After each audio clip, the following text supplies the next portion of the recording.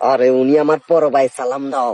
আসসালামু আলাইকুম ভাইয়া, ভালো আছেন? ধর মিয়া ফালতু লোক কোথাকার। আরে ভাইয়া আরে ডাকেন, আঙ্কেল টাইপের লোক আবার ভাইয়া ডাকেন মিয়া ফাল। এই রিমা এটা কে? ভাইয়া আমি আপনার কষ্টটা কমাই দিছি আর কি।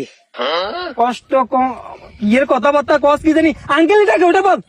ভাইয়া আপনি বলছেন না আই যদি হরিকাতে হেল্প করি আর নেয়ার রিক্সা ড্রাইভার লগে বিয়ে দিবেন, আইলা আগে ভাগে বিয়ে করিয়া লাইছি রিক্সা ড্রাইভার। ভাইয়া আমার মিয়া ডাকেন মিয়া, ভাইয়া কারে ডাকেন? মিয়া ফালতু লোক, আঙ্কেল টাইপের লোক।